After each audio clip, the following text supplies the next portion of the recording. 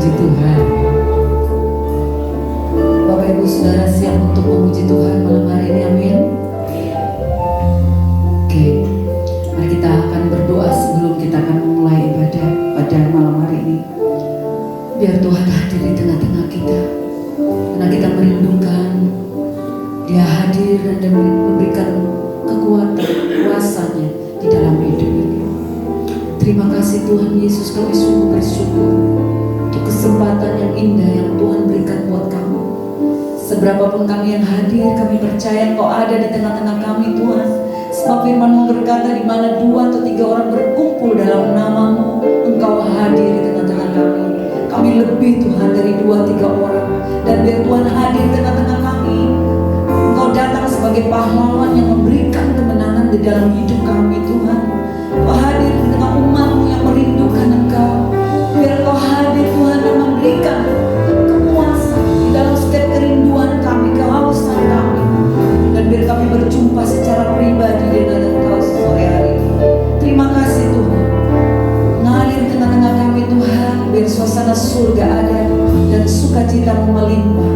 Kami siap untuk memuji Engkau. Di dalam nama Tuhan Yesus kami berdoa, haleluya. Amin. Kita berikan kemuliaan bagi Tuhan. Tuhan memberikan nyanyian baru di dalam hidup kita untuk memuji-muji nama Tuhan. Yang siap meninggikan Tuhan angkat tangannya. Sekali lagi kemuliaan bagi Tuhan. Haleluya. Mari semuanya bertepuk tangan. Kita memuji-muji Tuhan. Tuhan yang luar biasa, yang baik dalam hidup kita. Tuhan memberikan nyanyian baru dalam mulutku untuk memuji-muji Allah kita. Banyak orang akan melihatnya dan menjadi takut, lalu percaya kepada Tuhan. Tuhan memberikan nyanyian baru dalam mulutku untuk memuji-muji Allah kita. Amin. Banyak orang akan melihatnya dan menjadi takut, lalu percaya kepada Tuhan. Katakan, Yesus cinta saya. Yesus cinta kamu. Yesus cinta semuanya. Firman-Nya digenapi. Yesus cinta saya. Yesus cinta kamu. Yesus cinta semuanya. Firman-Nya digenapi. Tuhan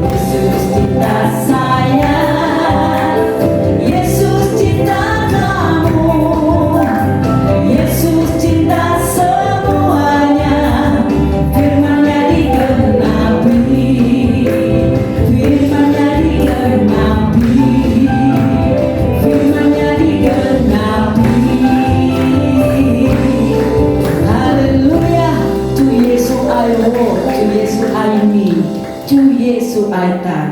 Tuhan tuh mencintai saya, kamu dan kita semua. Amin. Karena Dia sungguh mengasihi kita. Mari kita berdiri bersama-sama. Oh, betapa indahnya dan betapa eloknya bila saudara seiman hidup dalam persatuan. Lebih lagi katakan, oh betapa indahnya dan betapa eloknya, dan betapa eloknya bila saudara seiman hidup dalam persatuan. Baku ramadi kemalan harum yang bercampurnya Tuhan yang turun seperti embun yang dari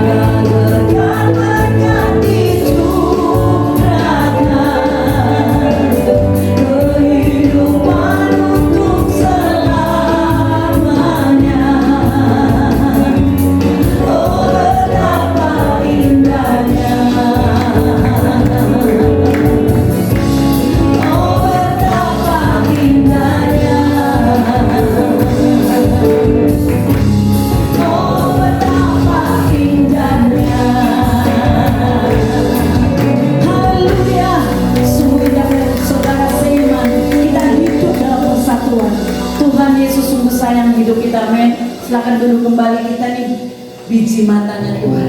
Tuhan sangat mencintai kita. Dia sangat sayang kepada kita. Katakan di kiri kananmu, Tuhan sayang kamu. Sayang disayang, amin. Masih lebih lagi mau memuji Tuhan, amin. Haleluya. Sayang disayang, aku disayang Tuhan.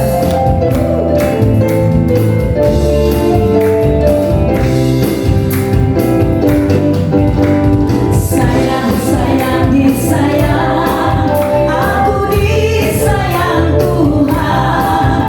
Aku diangkat jadi anaknya. Aku disayang Tuhan. Sayang disayang, aku disayang Tuhan. Aku diangkat jadi anaknya. Aku disayang Tuhan. Glory, glory, haleluya. Glory, puji Tuhan. Glory, haleluya. Glory, puji Tuhan. Sayang disayang, aku disayang Tuhan. Aku diangkat jadi anaknya. Aku disayang Tuhan. Lebih lagi, sayang disayang, aku disayang Tuhan. Aku diangkat jadi anaknya. Aku disayang Tuhan. Glory, haleluya. Glory, puji Tuhan. Glory, haleluya. Glory, puji Tuhan. Ada lebih lagi, sayang disayang. Sayang disayang, aku disayang Tuhan. Aku diangkat jadi anaknya. Aku disayang Tuhan. Glory, haleluya. Glory, puji Tuhan. Glory, haleluya. Glory, puji Tuhan. Glory, haleluya. Glory, puji Tuhan. Glory, puji Tuhan. Glory, puji Tuhan. Semua kita disayang Tuhan, sebab kita biji matanya Tuhan. Yang mata Tuhan terus ada di dalam hidup kita, tertuju kepada kita, umat kepunyaannya, umat pilihan yang ditebus dengan darahnya yang kudus. Biar kasih Tuhan terus mengalir dalam hidup kita, dan semakin kita mengerti bahwa mengiring Tuhan itu adalah yang terbaik dalam hidup kita. Makasih Tuhan Yesus. Kami mau buka hati kami lebih lagi Tuhan. Kasih Tuhan sungguh mulia, tulus dan sempurna.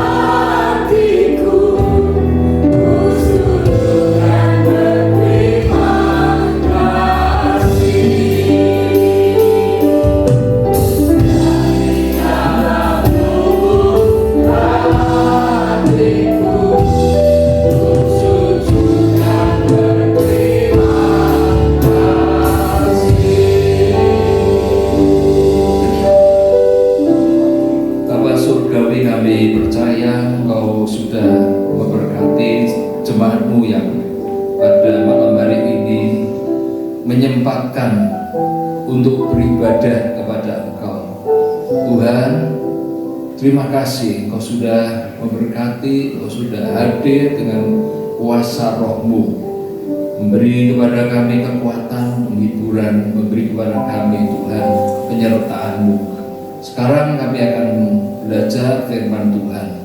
Tolong kami supaya kami boleh mengerti pikiran dan kehendak-Mu. Terpujilah Engkau Tuhan, dalam nama Tuhan Yesus Kristus kami sudah berdoa dan syukur. Amin. Silakan duduk.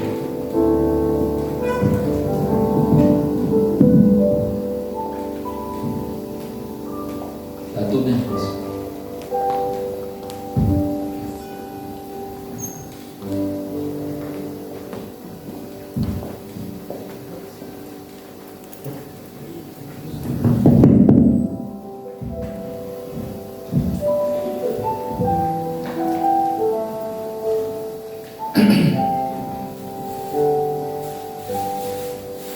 Saudara, kita belajar firman Tuhan, ya.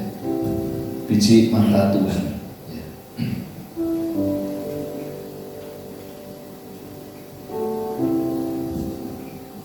Tolong dari sana kalau ada Isa, itu sudah di flashnya sudah.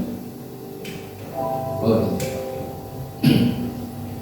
Mazmur 17 ayat 8. Peliharalah aku seperti biji mata, sembunyikanlah aku dalam naungan sayap-Mu. Mazmur 17 ayat 13. Bangunlah Tuhan, hadapilah mereka, rebahkanlah mereka, rumputkanlah aku dengan pedang-Mu daripada orang fasik. Saudara, ini khotbah ini karena saya itu mendengarkan satu kesaksian, ya. Pada hari Minggu Senin kami di gereja itu ada retreat, ada seorang bapak-bapak sebenarnya, dia kesaksian. Jadi dia ini berdagang, biasalah saudaraku ya, dicurangi lah gitu lah, ya, dicurangi saudaraku. Nah, setelah dicurangi malah dia itu dimarah-marahi dan sebagainya. Oke lah, dia pulang, saudaraku. Dan besoknya dia ini ditemui oleh seseorang. Dia berkata, Pak, si itu yang nyurangi itu bokok nih, malam mati juga.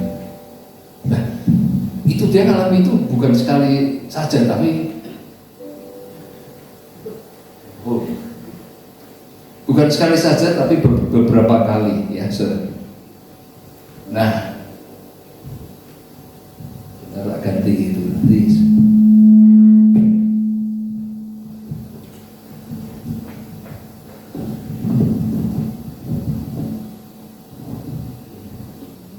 Ya, saudara.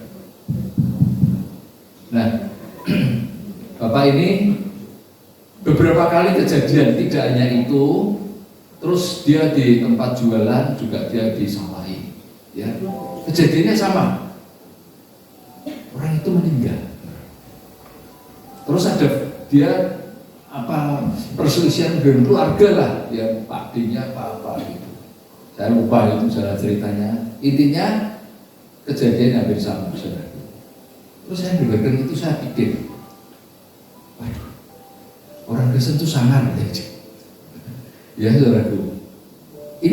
Ini kejadian itu pelakunya yang cerita, bukan saya, pelakunya yang cerita gitu. Tapi dari cerita itu terus saya berpikir, hebat ya orang Kristen, ya saudaraku. Nah kemudian Tuhan kasih firman, ya inilah biji mata Tuhan, membuka pikiran saya, saudaraku. Iya ya, biji mata Tuhan. Padahal saudaraku, Bapak ini penampilannya itu super biasa, ya. Ya saya bilang bukan orang panggung. Kalau orang panggung, sakut buahnya rentetan bagus, ya bisa apa puji-pujian bagus. Ini sama sekali tidak ada formnya.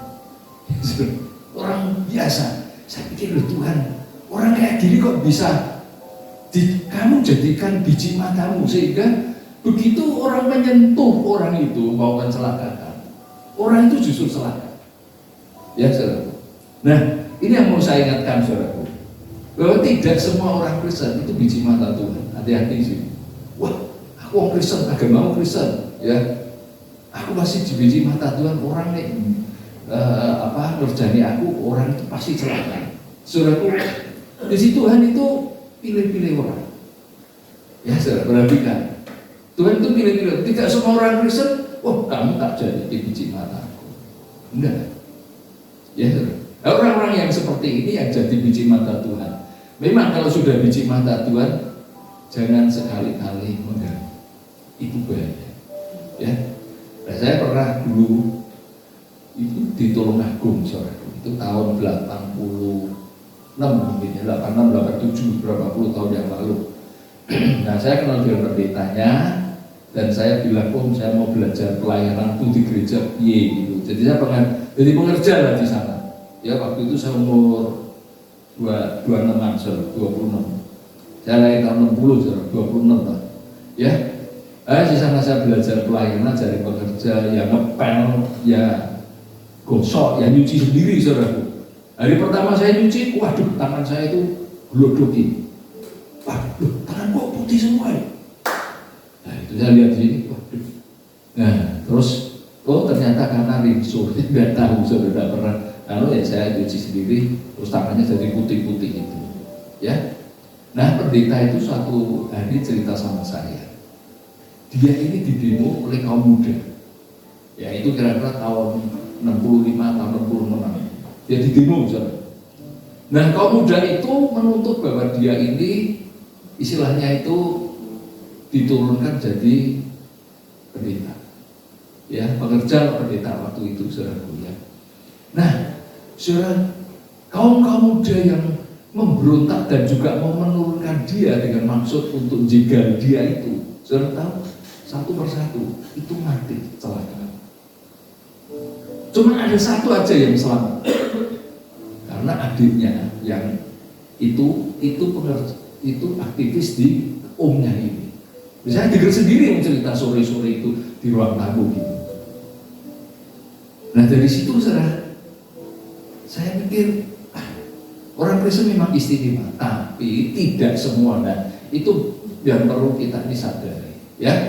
Jadi banyak orang mengklaim sebagai biji mata Tuhan, apalagi saudaraku mengkhotbah, saudara, kamu ini biji mata Tuhan, kamu jangan takut, bla bla bla bla bla. Cuma senang tepuk tangan, luar biasa Tuhan dan sebagainya. Tapi tidak pernah dijelaskan, saudaraku, menjadi biji mata Tuhan itu bagaimana, ya saudaraku. Nah kita belajar malam hari ini. Orang Kristen yang menjadi biji mata Tuhan yang pertama itu gaya hidupnya itu selalu berdoa dan hidup benar. Banyak Kristen berdoa tapi hidupnya tidak benar. Ya saudaraku, tidak bisa. Doa yang berkuasa itu karena doa itu lahir dari orang benar. Orang benar itu apa? Mazmur 17 ayat 1. Doa Daud, dengarkanlah Tuhan perkara yang benar. Perhatikanlah suaraku, berilah telinga akan doaku dari bibir yang tidak menipu. Ya, perhatikanlah seruanku. Jadi dia berdoa. Kalau ada masalah, dia lari kepada Tuhan. Kalau ada apapun, dia berdoa. Ya, saudara.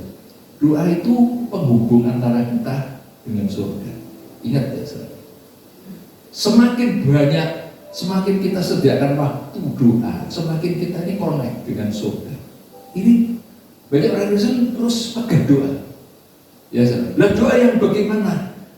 Kalau saudara pakai bahasa Indonesia, 15 menit, 20 menit habis kata-katanya. Aku doa apa nih? Ya, saudara. Tapi kalau pakai bahasa roh, Anda mau 1 jam, 2 jam itu lancar terus. Ya, tapi memang kalau doa dengan bahasa roh itu jangan dikira enak berdoa. Berdoa kok selancar, wah senang gitu, enggak saudara. Ya, itu ada pergumulan. Entah dari mana saya juga nggak tahu. Kalau berdoa setengah jam berbahasa roh gitu ya, tiba-tiba itu ada rasa bergumul, bergelut gitu. Saya juga nggak tahu tuh bergelut dengan siapa ya. Tapi ada. Nah itu orang bergelut dengan dagingmu. Dagingmu itu tidak senang nih kamu berdoa dalam bahasa roh. Dia tidak senang. Maka dia berontak. Ya saudara. Nah, hidup benar itu artinya tidak menipu atau percaya penuh kepada Tuhan.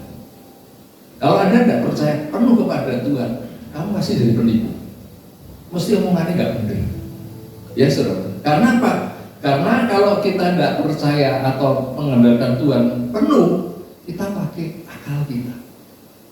Nah akal kita ini penuh dengan tipu-tipuan, saudara. Ya, tidak ada akal kita ini yang lurus lenceng. Saya tidak percaya. Ya, akal kita, walaupun kita Kristen, kalau itu di luar kita percaya penuh, pasti belak-belok, bengkak-bengkok. Kata Tuhan begini, kesalehanmu itu seperti kain kotor. Kain kotor ini, mohon maaf saudara, kain kotor itu kain bekas wanita head itu ada darah kotornya. Lah Tuhan bilang kesalehanmu itu kayak gitu. Ya di dalam Tuhan itu head itu kenajisan. Tapi bukan berarti kalau ibu-ibu head berarti najis enggak loh saudaraku ya. Itu Tuhan bicara ya bahwa itu kan darah kotor. Nah kesalehan kita kalau kita tidak percaya penuh kepada Tuhan itu podo kain kotor. Nah kita harus percaya penuh hidup benar. Ya saudara. Nah, 17 ayat 3 yang kedua, bila engkau menguji hatiku, ini orang yang menjadi biji mata Tuhan. Ya. Bila engkau menguji hatiku, memeriksanya pada waktu malam dan menyelidiki aku, maka engkau tidak akan menemui suatu kejahatan, mulutku tidak terlanjur. Ya saudaraku, Daud berani bilang, Tuhan, kamu uji aku, engkau dapati hatiku benar. Hati uji aku. Kalau perbuatan benar, itu mungkin bisa. Ya saudaraku, mungkin bisa. Saya seringkali kasih contoh. Saudara tidak mungkin berani merokok misuh-misuh di ruangan ini, tidak berani. Saudara. Ya, karena kita kumpul. Tapi kalau di luar, masih merokok. Ya, berani misuh. Oh di luar, di sini tidak berani. Nah, kenapa? Kalau di sini nggak, kenapa di sini nggak berani, saudaraku? Karena ada semacam peraturan. Ya, jadi saya bisa melakukan sesuatu yang baik. Tapi hati saya belum tentu baik. Lalu berkata Tuhan, kamu cek dulu hatiku baik apa? Waduh. Ya saudara, hati yang baik. Nah, hati Daud itu sudah diisi Taurat Tuhan, diisi firman Tuhan. Ya. Sejak masa mudanya. Saudara perhatikan, kalau seseorang hatinya itu sudah terima firman dan dia simpan firman Tuhan di hati, orang itu pasti akan mengalami perubahan. Ya saudara, kodratnya masih berubah. Nah, kuncinya satu, saudaraku, bagaimana firman Tuhan itu tergores di dalam batin. Ya saudara, kalau firman Tuhan sudah tergores di dalam batin, itu orang itu pasti berubah. Sak nakal-nakale, sak bajingan-bajingan orang, kalau dia firman Tuhan sudah masuk dalam batinnya dia, pasti dia berubah. Tapi kalau firman Tuhan belum masuk, coba beritahu 10.000 kali, tidak akan berubah. Nah, karena itu saudaraku, kalau seperti saya melayani, saudara. Saya melayani sesungguhnya saya berusaha untuk menuliskan firman di hatimu. Ya, tentu saya tidak bisa pakai otak, dengan kepandaian tidak bisa. Nah, itu harus pakai spirit, pakai roh. Sehingga bisa nulis firman dalam batin itu cuma Roh Kudus. Tapi kalau sudah tertancap, waduh, orang itu pasti belum. Nah, Daud sejak muda dia ini berusaha untuk menerima pengajaran Tuhan itu masuk dalam batin. Maka dia berkata, puji aku Tuhan.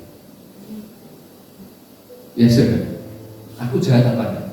Di dalam batinku ada kejahatan apa enggak? Dan Daud tidak pernah merencanakan kejahatan, sampai mulutnya pun itu dia jaga. Ya, dia tidak pernah menyakiti orang dengan mulutnya. Artinya dia tidak mengata-ngatai orang, walaupun dia rojo. Orang gampang. Raja bawaan salah, tapi dia kunci. Ya saudara. Jadi dia tidak pergunakan kedudukannya untuk maki-maki orang. Sebab apa? Sebab firman Tuhan sudah tembus. Ya saudara, berarti kan kalau Anda masih suka maki-maki orang, berarti firman Tuhan belum tembus dalam hati. Ya, kalau sudah tembus, dia tidak akan ngomong nyelkit ya. Ya saudara. Ada di sini yang ngomongannya suka nyelkit, saudara ya. Bukan kalau Gojek sih tidak apa-apa, nyelkit. Oh saya punya teman dosa, itu nih ngomong selalu nyelkit. Ya saudara. Nyelkit deh. Saya juga nggak tahu kenapa kok dia bisa begitu. Saudara. Waduh, omongannya pedes, tajam. Ada. Saya menemui ada 2 orang. Itu yang dekat dengan saya. Satu teman, satu staf saya. Waduh, ngomong nyelkit ya. Tapi saya bersyukur itu latihan buat saya supaya saya tidak marah, tidak memaki-maki gitu ya. Kemudian selanjutnya 17:4 tentang perbuatan manusia sesuai dengan firman yang engkau ucapkan, aku telah menjaga diriku terhadap jalan orang-orang yang melakukan kekerasan. Ini Daud rojo, punya kekuatan, punya kuasa, tapi tidak melakukan kekerasan. Ya, istilahnya punya gaman, tapi tidak digunakan. Istilahnya begitu. Coba Anda itu punya kekuatan dan kekuasaan, ya. Kamu cenderung akan bawah. Tidak usah anu lah, tidak usah contoh-contoh yang lain. Kita di pasar, Bu, ini kamu regone piro? Mau saya wah larang, 2.000. Itu cenderung kita ini nekan. Ya saya beberapa kali itu ditawari tanah atau bangunan. Orang itu bilang, ini dia butuh. Kalau dia bilang butuh, saya nyingkir, saya tidak mau. Walaupun murah. Berarti kan saudara saya mempergunakan kesempatan menekan. Ya, ini kita ngomong bisnis itu orang goblok. Seperti saya orang bodoh lah. Ya saudara punya kesempatan, punya itu, tapi ya dapat harga murah pada. Tapi saya harus menekan. Aduh, enggak. Ya. Taati firman yang diucapkan Tuhan, tidak lakukan kekerasan, ya, tidak semena-mena walaupun punya kedudukan tinggi. Ya. Ayat yang kelima, langkahku tetap mengikuti jejakmu, kakiku tidak goyah. Orang yang jadi biji mata Tuhan itu pasti suka sangkal diri, pikul salib ikut Tuhan, mengikuti jejak kaki Tuhan. Ya. Sangkal diri, kemauan, kehendak. Kalau orang sudah punya namanya hasrat, punya mau, itu dibilang jangan, stop, waduh, paling susah.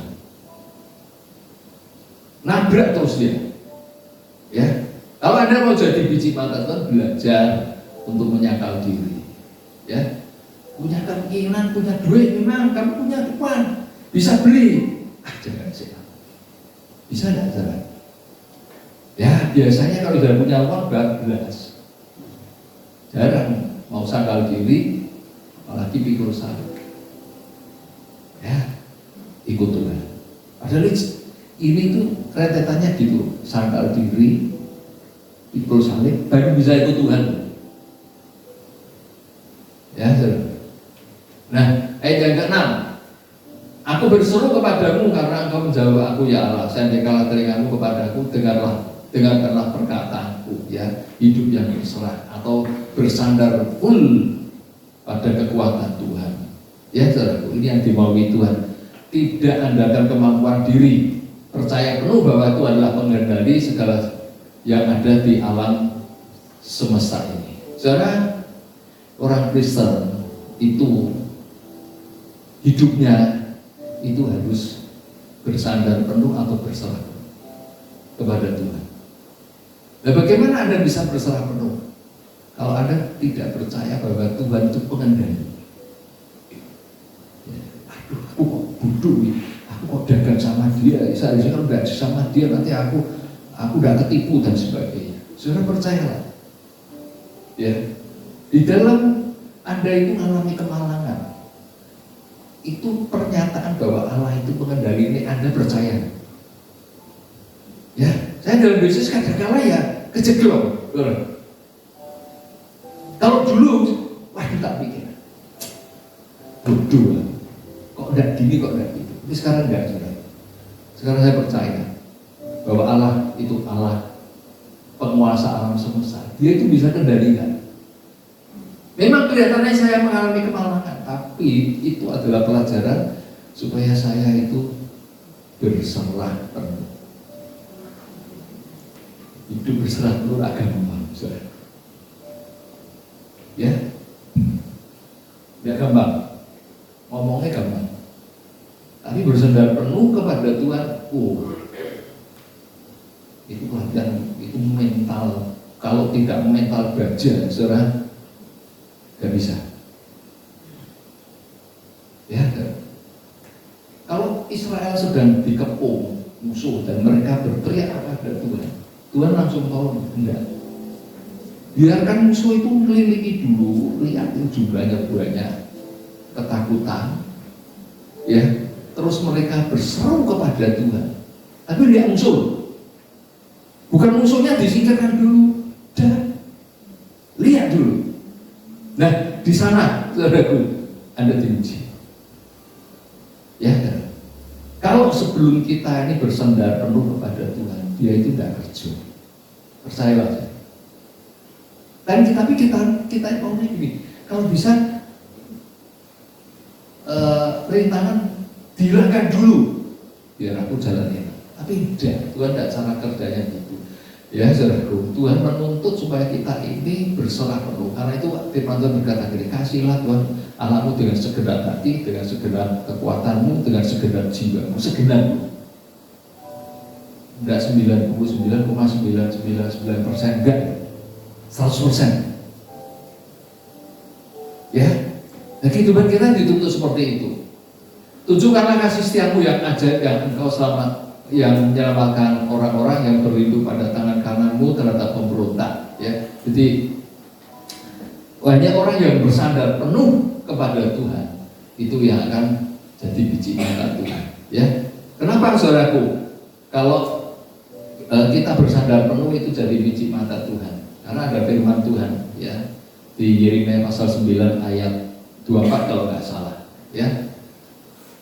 Barang siapa bermegah, hendaklah ia bermegah karena dia mengenal bahwa Tuhan itu adalah Tuhan yang menunjukkan kasih setia.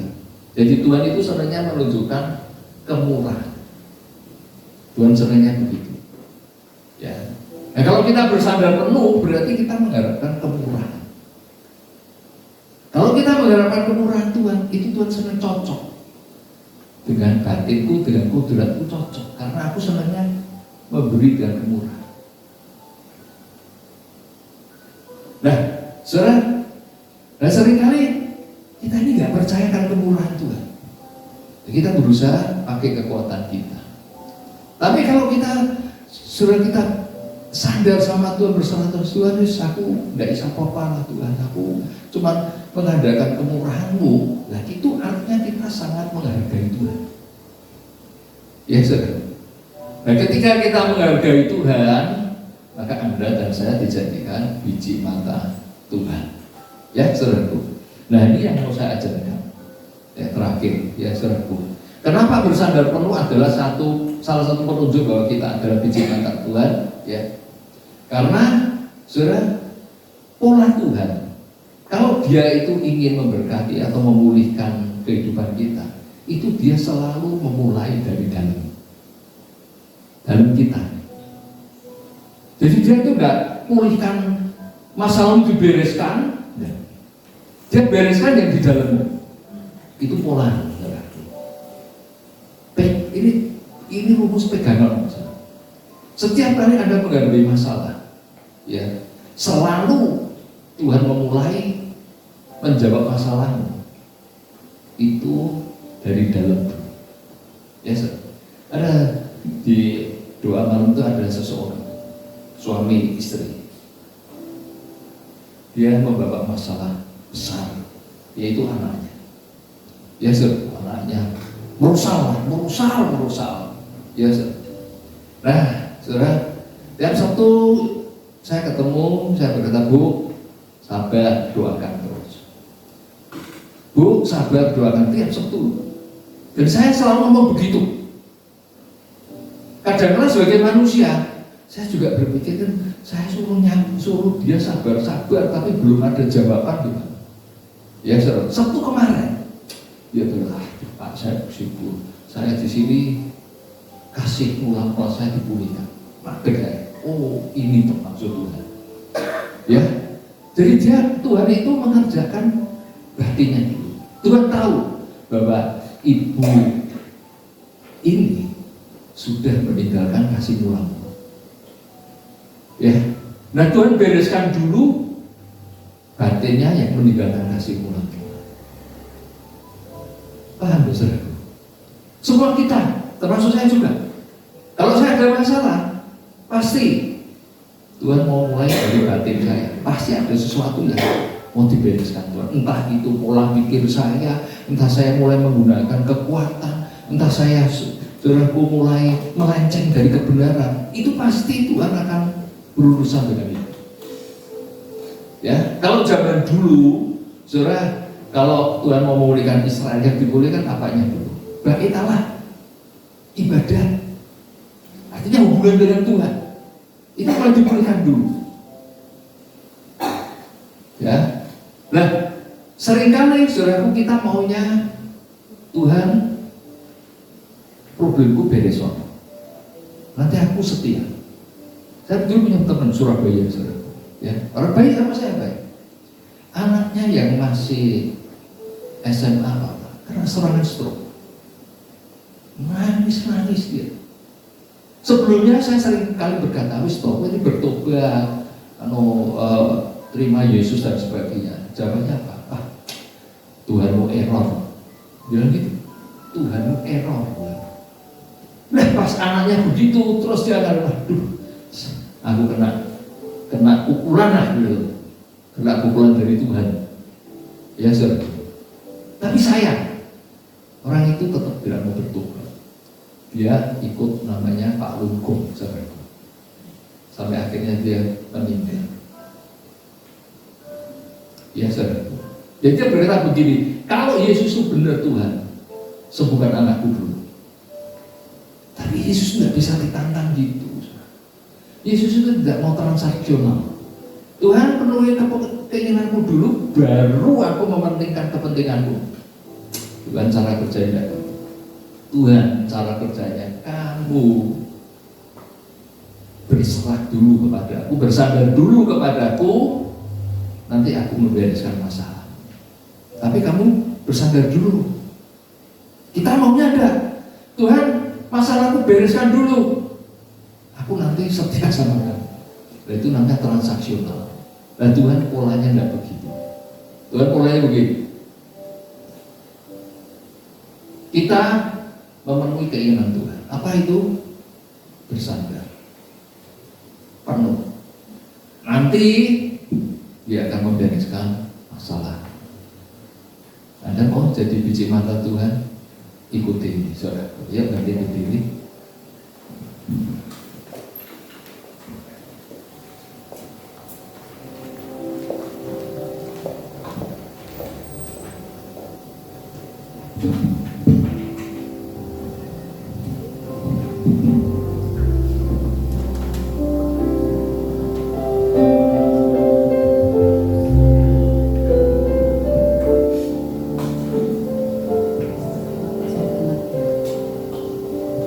Seperti Bapa sayang anaknya, demikianlah Engkau mengasihiku. Kau jadikan biji matamu, Kau berikan semua yang ada padamu. Seperti Bapa sayang anaknya, demikianlah Kau menuntun langkahku.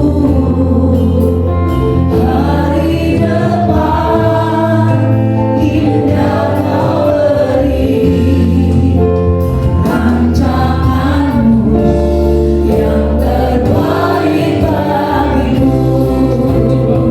Seperti Bapa sayang anaknya, demikianlah Engkau mengasihiku. Kau jadikan biji matamu, Kau berikan semua yang ada padamu. Seperti Bapa sayang anaknya, demikianlah Kau menuntun langkahku. Kasih depan indah Kau beri, rancanganmu yang terbaik bagiku. Menjadi biji mata Tuhan. Kalau betul kita mengikuti hidup yang seperti dituliskan dalam Mazmur 17, Anda disentuh orang dengan maksud jahat. Orang itu urusannya dengan Tuhan. Ngeri, saudara. Yang saya ceritakan itu bukan orang penyakitan, orang sehat dalam ya mati. Ya, saudara. Dan Tuhan menuntut bahwa kita ini berserah penuh itu 100%. Loh, kenapa toh? Kok Tuhan kita kejam? Ya, saudara. Sebab Allah itu sudah memberi kepada kita segala yang Dia punya. Dan yang paling berharga itu anaknya dewe. Anakmu boleh tak minta,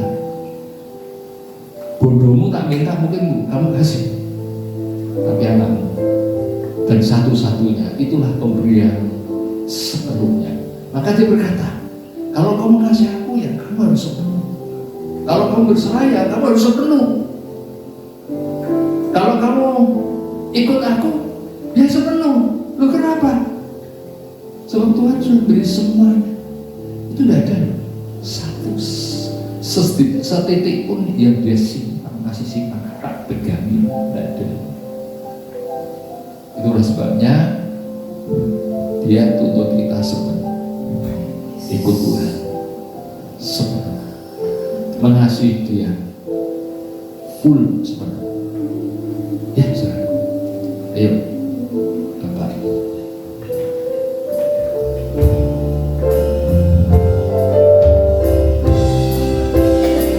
Seperti Bapa sayang anaknya,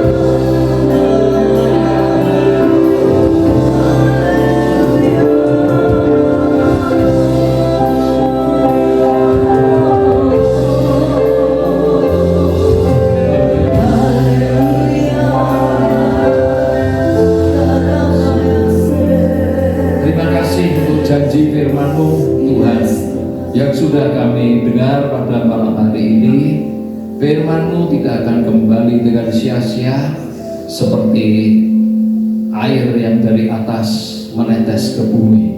Dia akan membasahi dan menumbuhkan segala sesuatu yang diairinya. Demikian juga firman-Mu yang jatuh di dalam hati kami akan Tuhan menghasilkan buah-buah. Dan Tuhan Roh Kudus, Engkau yang akan mengerjakan firman Tuhan dalam hati kami, menggali, menanam, memelihara dan menumbuhkannya. Terima kasih Tuhan, terima kasih. Kami bersyukur untuk semuanya ini. Saudara-saudara, mari kita angkat tangan kita terima berkat Tuhan. Saudara-saudaraku, terimalah anugerah berkat berlimpah dari Allah Bapa, persekutuan dengan Yesus Kristus anaknya yang tunggal, dan kasih karunia daripada Roh Kudus yang diberikan kepada kita sebagai jaminan atas segala sesuatu yang akan Tuhan berikan kepada kita. Tuhan memberkati engkau, Tuhan melindungi engkau, Tuhan menyinari engkau dengan wajah-Nya, dan Tuhan menyinari engkau dengan wajah-Nya dan memberikan engkau kasih karunia. Tuhan menghadapkan wajah-Nya kepadamu dan memberikan engkau damai sejahtera mulai saat ini sampai Yesus datang pada kali yang kedua.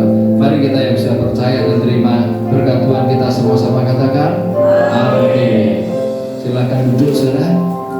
Saudara, malam hari ini itu PP terakhir bersama dengan kita di PP yang pojok kiri. Dia sudah mendapatkan pekerjaannya apa? Manajemen. Oh, di Bali. Di Labuan Bajo. Wah, ini tidak kerja tapi tamasya terus di Labuan Bajo. Nah, ayo kita mendoakan PP biar jadi berkat di sana, jadi berkat bagi komunitasnya. Ya, walaupun dia bersama dengan kita itu tidak terlalu lama. Ada setahun? Belum ada, ya.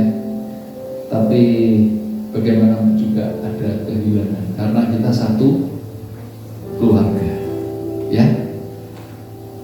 Mari kita di sini. Saudara, angkat tanganmu, arahkan kepada BV ini, ya, saudara. Biar anugerah urapan Tuhan menyertai dalam hidupnya.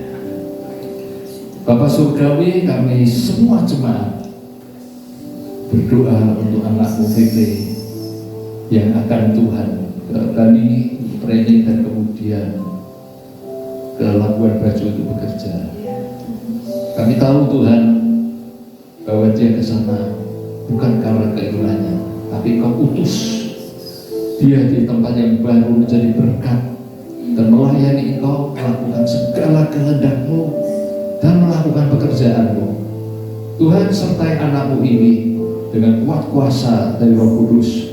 Kau lindungi, Kau jagai dia Tuhan, jauhkan dari segala mara bahaya, jauhkan dari segala sesuatu yang jahat. Tuhan, lindungilah dia, roh, jiwa maupun tubuhnya Kau lindungi dia. Tuhan, terima kasih.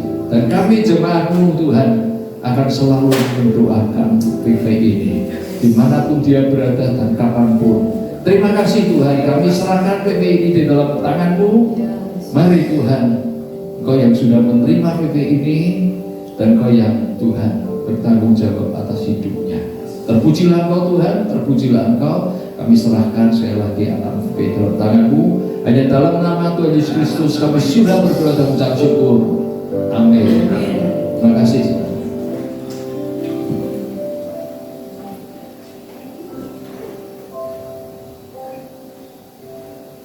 Puji Tuhan, Bapak Ibu Saudara semua diberkati oleh firman Tuhan malam hari ini. Amin. Oke, kita akan melihat info.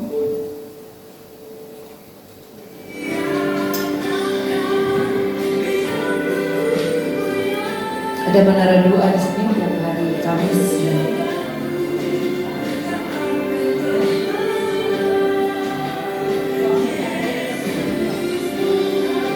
Mari hadir dan sama-sama berdoa di menara doa. Bapak Ibu bisa meluangkan waktu untuk hadir di sini.